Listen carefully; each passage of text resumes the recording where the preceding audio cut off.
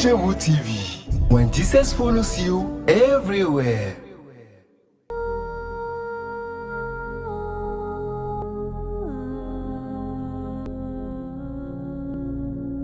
Bien-aimés dans le Seigneur, Dieu vous bénisse.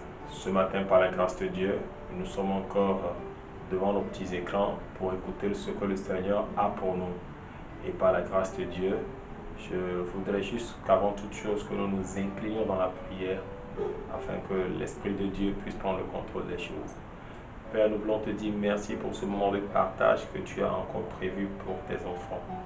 En ce moment, Seigneur, nous avons besoin de ton esprit afin qu'il puisse nous accorder la grâce de comprendre ce qui va sortir de la bouche de ton serviteur. Éternel Dieu de roi, éternel Dieu de gloire, nous voulons te célébrer, nous voulons te dire merci. Que toute force qui n'ont pas Christ ici présent, tout esprit de mauvais augure qui a reçu mandat ou mission d'enlever cette parole dans la vie de quelqu'un maintenant, j'anéantis cet esprit au nom puissant de Jésus-Christ. Je le mets en situation d'ordre de mieux au nom de Jésus-Christ. Et je déclare, Papa, que ton nom soit glorifié maintenant et à jamais, dans le nom puissant de Jésus.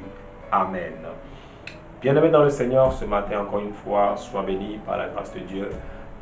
Dieu nous a fait cette grâce ce matin et nous voulons en fait parler de l'amour de Dieu. De l'amour de Dieu. Vous savez, généralement, quand nous parlons d'amour, les gens pensent que c'est l'amour entre l'amour sentimental ou l'amour entre les hommes et les femmes, l'amour qui conduit au mariage. Non, non, non, non, non, non, non. Je ne parle pas de cet aspect-là. Mais je veux juste te parler d'un autre aspect de l'amour. Je veux te parler de l'amour d'un père. Je veux te parler de l'amour de Dieu. Je veux t'expliquer par la grâce de Dieu comment Dieu est prêt à nous aimer et jusqu'à où Dieu va lorsqu'il nous aime. Et je crois que nous allons voir notre texte dans le livre de Luc à partir du chapitre 15 au 11e verset et suite. Il dit encore, un homme avait 2 fils. Le plus jeune dit à son père, « Mon père, donne-moi la part de bien qui doit me revenir. » Et le père leur partagea son bien. Peu de jours après, le plus jeune, ayant ramassé tout, partit pour un pays éloigné où il dissipa son bien en vivant dans la débauche. Lorsqu'il eut tout dépensé, une grande famine survint dans ce pays et il commença à se trouver dans le besoin. Il alla se mettre au service d'un des habitants du pays qui l'envoya dans ses champs garder ses pourceaux. Il aurait bien voulu se rassasier des carouges que mangeaient les pourceaux, mais personne ne lui en donnait. Personne ne lui en donnait. Étant rentré en lui-même, il se dit, combien de mercenaires chez mon père ont du pain en abondance, et moi ici je meurs de faim. Je me lèverai, j'irai vers mon père, et je lui dirai, mon père, j'ai péché contre le ciel et contre toi. Je ne suis plus digne d'être appelé ton fils. Traite-moi comme l'un de tes mercenaires. Et il se leva et alla vers son père. Et comme il était encore loin, son père le vit et fut ému de compassion. Il courut se jeter à son cou et le baisa. Le fils lui dit, mon père, j'ai péché contre le ciel et contre toi. Tu ne suis plus digne d'être appelé ton fils. Mais le père dit à ses serviteurs, apportez vite la plus belle robe et l'en revêtez. Mettez-lui un anneau au doigt et des souliers aux pieds. Amenez le veau gras et tuez-le. Mangeons et réjouissons-nous.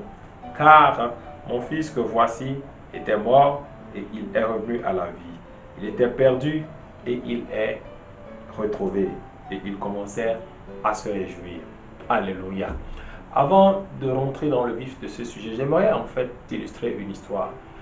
Nous avions fait une dernière croisade d'évangélisation, je crois que c'était dans le mois passé, c'était en septembre, là-bas quelque part dans la ville de Lomé. Et après cette croisade, j'ai rencontré une femme et cette dame m'a dit qu'elle avait vraiment perdu tout espoir parce que sa fille est sortie de la maison sans que personne ne sache où est-ce qu'elle était allée. Mais il semblerait que selon les on dit, elle aurait pris son sac et elle serait partie avec quelques amis. Et donc, je crois que nous sommes dans une situation de fugue. C'est-à-dire que la fille a quitté, elle a fui la maison familiale ou parentale. Et lors, en fait, de cette croisade, sans savoir que cette femme était en train de chercher éperdument sa fille, l'homme de Dieu a donné une parole de connaissance et il a dit que voilà, la fille là qui était sortie, et elle est quelque part, Dieu a situé le pays dans lequel la fille est.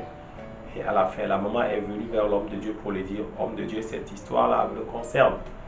Et pour le temps que j'ai échangé avec cette femme, elle m'a fait comprendre vraiment qu'elle veut que sa fille revienne à la maison. Pourquoi? Parce que cette maman, j'ai senti en elle qu'elle aimait vraiment sa fille. Elle aime sa fille, qu'elle n'est pas prête à accepter que sa fille se perde. Vous voyez, si nous les hommes, nous pouvons aimer nos enfants et ne pas pouvoir supporter le fait qu'ils se détachent de nous, à combien, à plus forte raison, Dieu le Père, le Dieu d'amour, il n'est même pas, il est l'amour. Il n'est pas que le Dieu d'amour, mais il est l'amour. Alléluia. Jean 3,16 nous dit, car il a tant aimé le monde qu'il a envoyé son Fils unique, afin que quiconque croit en lui ne périsse point, mais qu'il puisse retrouver la vie éternelle. Alléluia. Bien-aimés dans le Seigneur, le message de ce matin nous amène vraiment à réfléchir à la profonde dimension de l'amour que Dieu a pour ses enfants. Lorsque nous les hommes, nous sommes en relation, ou lorsque nous les hommes, nous sommes en famille, bref, quelle que soit la relation, okay, il arrive des moments où il y a des dissensions, il y a des moments où il y a des querelles, il y a des moments où il y a des incompréhensions qui s'incrustent en nous. Et ces choses-là font que la personne, ou bien notre prochain, cette personne que nous prétendions aimer, il y a de ces facteurs-là qui font qu'à un moment, on décide de ne plus traiter avec cette personne. On décide de se retirer carrément de cette personne. On décide des fois de ne même plus lui adresser la parole. Alléluia. Mais regardez ce que la Bible dit. Ici, l'histoire nous présente la vie d'un fils. Il n'était pas que le seul fils à son papa, ils étaient deux. Et ici, je te parle du plus jeune. La Bible dit qu'il est allé vers son père. Parce que le papa avait de grands biens. Et il dit, Père, donne-moi la part de richesse qu'il me faut. Donne-moi ma part d'héritage. D'abord, je voudrais attirer ton attention sur quelque chose. Comment, toi, enfant, tu peux aller vers un père pour prendre ta part d'héritage alors que ton père vit encore, alors que ton père n'est pas encore mort? Alléluia. Quel est ce père qui va accepter de partager son héritage à ses enfants et peut-être même leur donner le monopole de pouvoir gérer leurs biens? Vous allez me dire qu'il y a certaines personnes qui le font. Mais dans notre culture, nous savons tous que quand on parle d'héritage, c'est souvent après le décès du père. C'est après souvent le décès que nous parlons d'héritage. Ok? Même on peut voir que celui-ci est le prince héritier, mais cette personne-là entre en possession de ses biens une fois que le détenteur principal ou le premier détenteur de ses biens ne vit plus. Parce que jusqu'à ce que tu reçoives cet héritage, c'est que c'est ton père qui a le monopole. Celui-là qui va te léguer ses biens. C'est de lui que tu hérites. Maintenant, la personne est vivante et tu dis tu ne peux pas hériter de son vivant. On hérite souvent après la mort du détenteur du bien. Mais nous allons voir que dans cette histoire, ce fils va vers son père, du vivant de son père, et il va dire à son père, donne-moi la part d'héritage qui me vient. Et sans respecter, sans dire un mot, le père fait quoi dans son amour? Parce qu'il ne veut pas voir son fils souffrir. Parce qu'il aime son fils, qu'est-ce qu'il fait? Il lui donne la part d'héritage. Et des fois, Dieu, dans sa sagesse également, nous demandons certaines choses. Dieu nous les donne. Pourquoi? Parce que lui seul connaît les raisons pour lesquelles il nous le donne. Il ne nous le donne pas parce qu'il ne sait pas ce que nous allons en faire. Non. Il ne nous le donne pas parce qu'il ne veut pas que nous souffrions. Non. Mais Dieu, quand nous l'approchons, des fois, il nous donne certaines choses simplement pour nous faire apprendre certaines leçons. Et aujourd'hui, nous sommes comme ce fils-là qui est allé vers son père pour prendre sa part d'héritage. Parce qu'il n'a pas attendu que le moment opportun de son règne vienne. Mais il a décidé d'usurper, d'avancer sur le temps. Et même, Dans l'ordre des choses, si quelqu'un devait d'abord prendre son héritage, c'est son frère aîné qui devait chercher, qui devait aller vers son père pour demander son héritage. Mais lui, le plus petit, il va vers son père pour prendre son héritage. Aujourd'hui, la plupart des chrétiens, quand ils viennent à Dieu, au lieu d'attendre le temps de Dieu pour que le plan que le Seigneur a sur leur vie puisse arriver à terme, à échéance, ils préfèrent aller rapidement. Nous sommes tellement pressés. Nous sommes tellement pressés. Nous voulons ci, nous voulons ça, nous voulons ci, nous voulons ça. Et quand nous arrivons à cette étape-là, on devient rebelle. Quand Dieu ne nous donne pas, on fonce la mine, on décide de ne plus aller à l'église, on décide de ne plus marcher selon les principes divins. On fait ce qu'on veut. Mais Dieu, dans son amour, qu'est-ce qu'il fait? Il va nous donner une partie de nos biens. Alléluia. Elle dit que le Père lui donna une partie, lui céda en fait une partie de ses biens. C'est-à-dire que l'héritage qui lui revint, le Père le lui donna. Et il partit. Il a quitté la maison, il est parti. C'est ça, certaines personnes, quand ils sont bénis, ou bien quand ils commencent par être bénis, qu'est-ce qu'ils font? Ils quittent la présence de Dieu. Ils se détachent de Dieu. Mais normalement, toutes ces choses-là devraient frustrer le Père. Parce que quand il a pris sa part d'héritage, il est parti. Il n'a jamais pris son téléphone pour appeler son père pour dire « Papa, comment tu vas? Et la famille, je suis ici. » Non!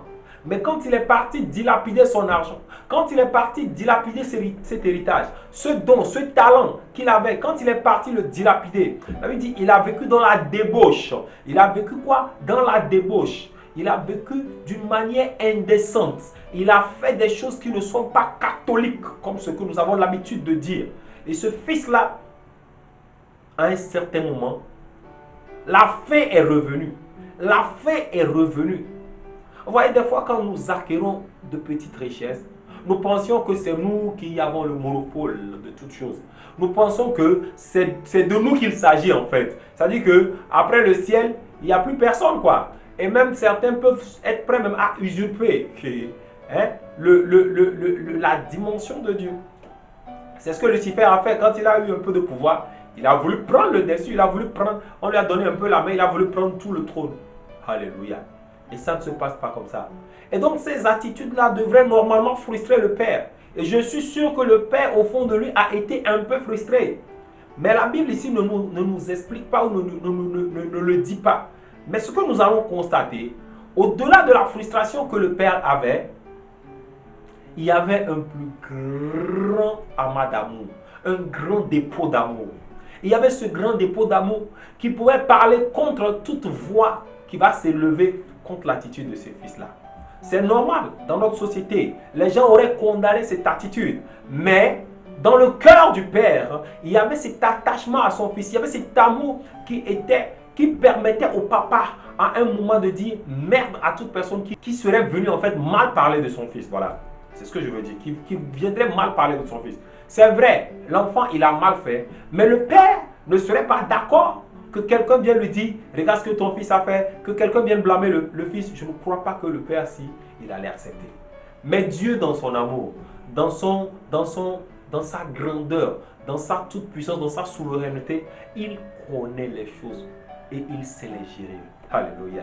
Il est cette sagesse-là, il est cet amour. Mon frère, ma soeur, je ne sais pas ce qui t'a détaché de ton Dieu. Je ne sais pas quelle est cette situation-là qui t'a détaché de ton Dieu. Dans cette histoire, notre ami le fils prodigue, ou notre frère, ou même nous, voilà, nous nous sommes détachés parce que Dieu nous a donné quoi? Un peu de richesse. Parce que nous avons reçu un peu de plaisir. Parce que nous avons reçu un peu d'argent sur notre compte. Et nous avons décidé de ne plus vivre avec Dieu. Nous nous sommes détachés de lui.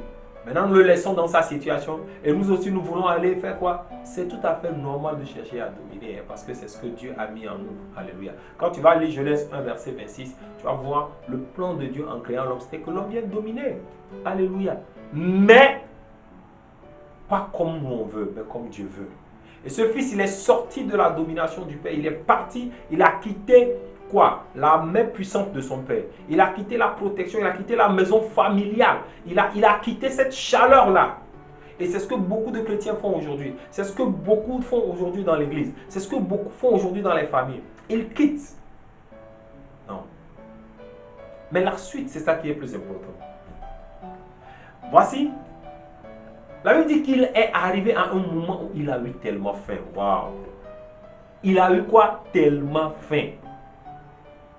Qu'à telle enseigne que même ce qu'il donnait au porc, vous pouvez imaginer la nourriture d'un porc. Et ce gars-là, il ne pouvait même pas manger la nourriture des porcs. C'est pas qu'il ne pouvait même pas marcher parce qu'il ne veut pas manger, non. Parce que personne ne lui en donnait. C'est-à-dire que la pire chose que tu n'acceptais pas, dans certaines situations, tu vas même chercher ça, tu ne vas pas trouver. Dans la situation de désobéissance, dans la situation de rébellion, lorsque tu te détaches de Dieu, tu vas te rendre compte qu'il y a certaines portes automatiquement qui se ferment. Lorsque tu te détaches de Dieu, tu vas te rendre compte qu'il y a certaines choses qui sont automatiquement bloquées sur ta vie. Alléluia. Mais il y a encore une manière, il y a encore une opportunité pour toi. Je veux juste te dire ce matin que je ne sais pas ce qui t'a déraciné de l'église, je ne sais pas ce qui t'a fait sortir de la vie, de cette intimité avec Christ. Et Apocalypse dit quoi? Mais ce que j'ai contre toi, c'est que tu as abandonné ton premier amour. Alléluia. Ce zèle-là que tu avais, tu l'as abandonné. Cette œuvre-là que tu faisais dans l'église, tu l'as abandonné. Peut-être au profit d'un monsieur que tu as cru qu'il va t'épouser. Et peut-être même chemin faisant, il ne t'a pas épousé, il t'a laissé. Mais la honte même étant sur ta figure, Goumela est tellement fort que tu n'as même pas le courage de revenir. Mais laisse-moi te dire, regarde. Parce que tu as raison. Tu ne peux pas revenir dans cette situation. Parce que toi-même, ta conscience est en train de te déranger. Mais regardez ce que le fils prodigue a fait. Voici, le verset 17 dit quoi? Étant rentré en lui-même, il se dit, waouh, étant rentré en lui-même. Ça veut dire que si tu es aujourd'hui à une étape de détachement, à une étape de déconnexion avec Dieu, à une étape d'inimitié avec Dieu, à une étape où cette chaleur qui existait entre ton Père, Dieu le Créateur, le Jehovah Jireh, le El Mashiach, le Elohim, le Adonai, le Jehovah Sebaoth, cette étrange relation, ok, qui est venue s'interposer, c'est-à-dire que au lieu de donner en fait ce cœur à Dieu, tu es parti le donner à autre chose. Et aujourd'hui, cette chose-là t'a abandonné et tu n'arrives pas maintenant à venir vers Dieu. Quel que soit cela dans ta vie, tu as besoin d'abord de faire un premier pas. Rentre en toi-même. Pose-toi des questions.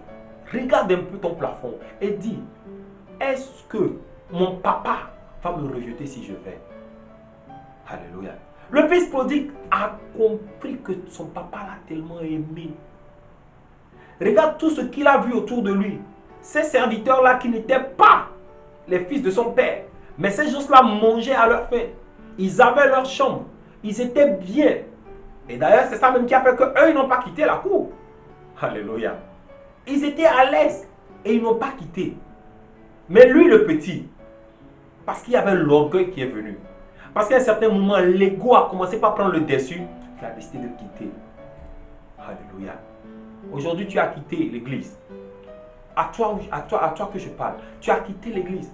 Tu as quitté la maison familiale. Tu as quitté l'atmosphère des frères. Tu as quitté ce travail. Simplement, pas parce que Dieu te l'a demandé, mais simplement par égoïsme. Simplement par orgueil. Et aujourd'hui, tu regrettes ton choix. Tu as quitté cet ami-là. Tu as quitté cette femme-là. Tu as quitté cet homme-là. Et aujourd'hui, tu commences par pleurer. Laisse-moi te dire que les bontés de l'Éternel ne sont pas épuisées, oh Seigneur. Elles se renouvellent chaque matin.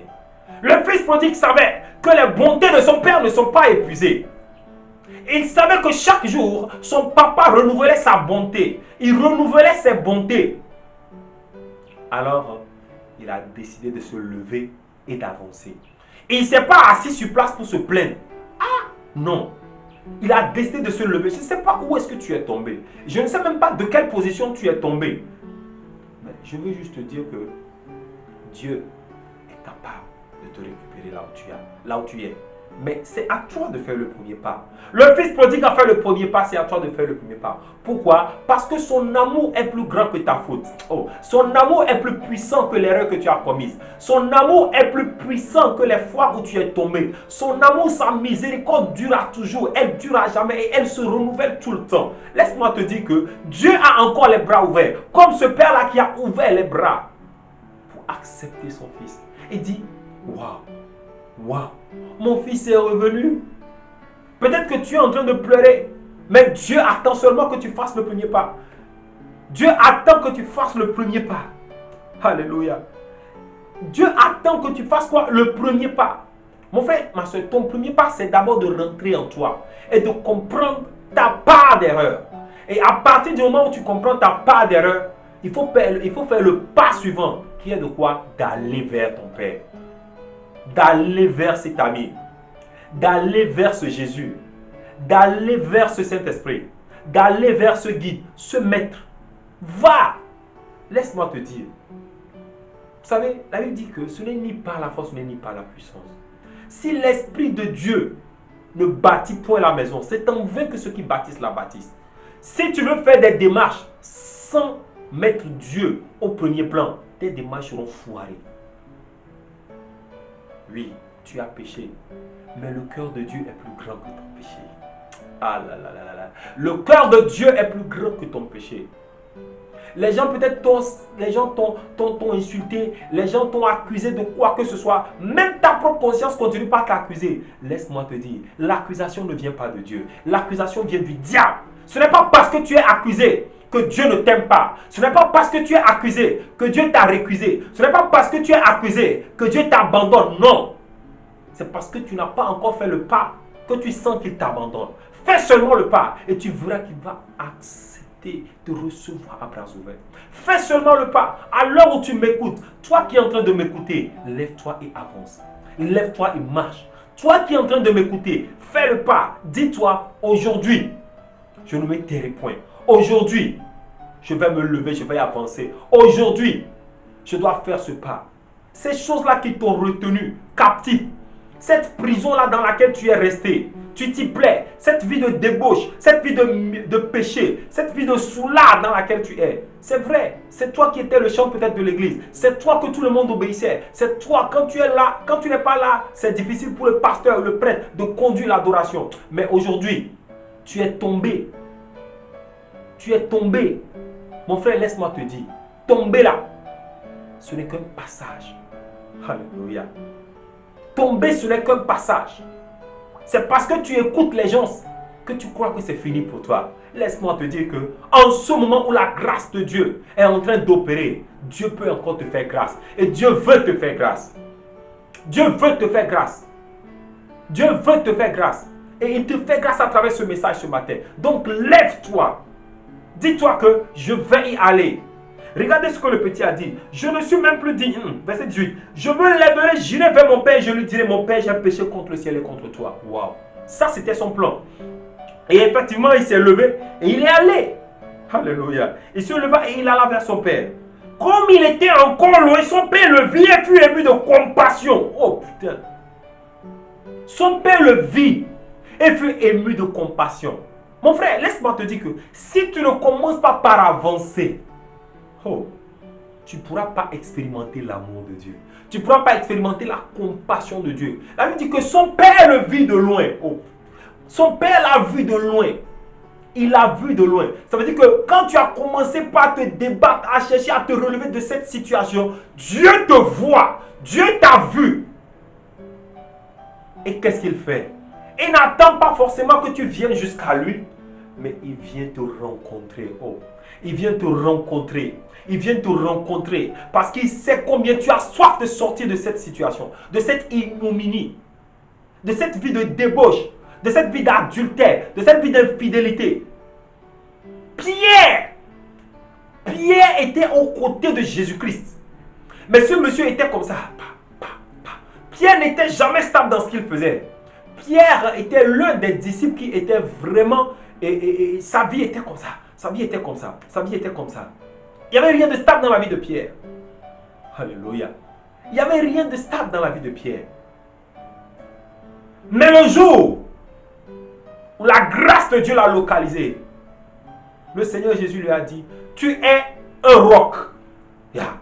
Tu es la pierre sur laquelle je vais bâtir l'église. Écoutez, quand Jésus dit à Pierre, tu es cette pierre sur laquelle je bâtirai mon église, ça veut dire qu'en ce moment, Dieu est en train de restaurer, d'affermir Pierre. Tu as besoin d'être affermi dans ta marche. Tu te dis, je tombe trop. Mon frère, regarde ce que la Bible dit. 7 fois le juste tombera, mais l'Éternel le relèvera. Alléluia. Dieu ne viendra pas te relever quand tu es tombé. Mais Dieu viendra vers toi quand il voit que tu fais l'effort de te relever. Alléluia. Je répète, Dieu ne viendra pas vers toi quand tu es tombé pour te relever. Mais quand tu fais l'effort de te relever, Dieu vient vers toi. Comme ce fils qui faisait l'effort de revenir vers son père est allé vers lui. Dieu t'attend. Le Seigneur t'attend. Ses bontés se renouvellent chaque matin pour toi et pour moi. Si tu es encore en vie, c'est parce que les bontés de l'Éternel sont en train d'être renouvelées. C'est parce que Dieu veut que tu fasses aujourd'hui ce pas. C'est parce que Dieu veut que tu reviennes à lui. C'est parce que le Seigneur veut que son œuvre ne soit pas vaine à la croix du calvaire. Alors, lève-toi et avance. Parce que son amour est plus grand que ton péché. Lève-toi et avance. Parce que son amour est plus grand. Sa miséricorde est plus grand que ton péché. Je crois que l'heure qui m'a impartie est arrivée à son terme. Je voulais juste que tu fasses cette prière avec moi. Tu vas dire, Seigneur Jésus, ce matin, j'ai écouté ta parole. Et je crois que je suis un pauvre pécheur. Je suis tombé bien bas. Mais aujourd'hui, je me relève pour avancer vers toi. Tiens-moi par la main. Lève-moi, soutiens-moi, guide-moi dans ce travail. Guide-moi dans cette démarche. Guide-moi, Seigneur, afin que je puisse te plaire de nouveau. Afin que je puisse être reconnecté à toi. Au nom puissant de Jésus. Amen. Je vais prier pour toi, éternel Dieu de gloire. Je prie pour ton fils actuellement qui est en train de m'écouter sur les réseaux sociaux. Par la puissance du Saint-Esprit, qu'une nouvelle vie entre en toi maintenant. Là où tu es tombé, je te relève ce matin par le sang puissant de Jésus. Là où tu es tombé, j'envoie le sang de Jésus te chercher. J'envoie le sang de Jésus te libérer. J'envoie le sang de Jésus te restaurer. J'envoie le sang de Jésus te donner la victoire. Parce que la Bible dit dans Apocalypse, car nous les avons vaincus par le sang de l'agneau et par la proclamation de nos témoignages. Alléluia. Par le sang de l'agneau, je te relève ce matin au nom de Jésus. Parce que le sang a été versé. Aujourd'hui, par le sang de Jésus, je prie que tu sois racheté. Le Seigneur te rachète maintenant. Il te rachète maintenant. Pas de l'argent. Il ne te rachète pas avec de l'argent, mais il te rachète avec son sang qu'il a versé à Golgotha. Seigneur, merci pour la vie de ton fils. Merci pour la vie de ta fille. Restaure-la pour que la gloire te revienne. Dans le nom puissant de Jésus. Vous venez d'écouter la voix de votre humble serviteur, le pasteur Aristide Poyoti, du ministère international du Saint-Esprit. Et vous êtes sur Christ chez vous TV. Je vous bénisse. Au revoir et à la prochaine.